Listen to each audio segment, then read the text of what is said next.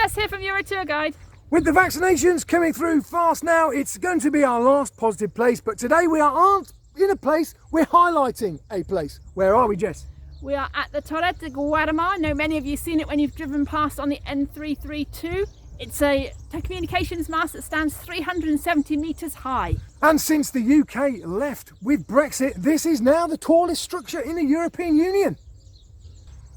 So Jess, tell us a little bit about the history. Well, this tower was built in 1962 during the Cold War as part of the agreement between Franco and the US to install shared use military bases. So it's actually built by the Americans.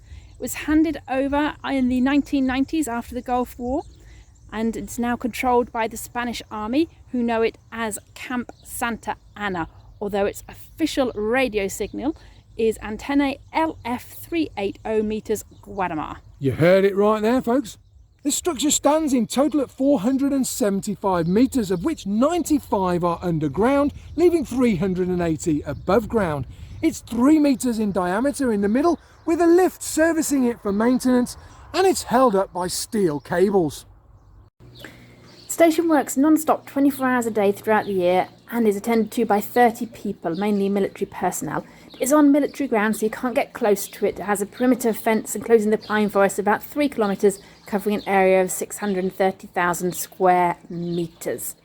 The purpose of the mast is for communication amongst submarines, meaning that submarines don't have to surface to get their radio signals and can communicate whilst at the seabed level, and keeps them nice and safe and away from detection by the enemy.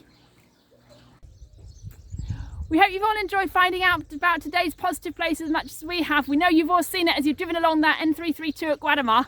Good luck with your vaccinations. We hope you've enjoyed all these positive places as much as we have, and you found them helpful, and both of us very much look forward to hoping and praying that we can see you on our coach tours in the not too distant future. Good luck everyone, and keep in touch. Bye for now.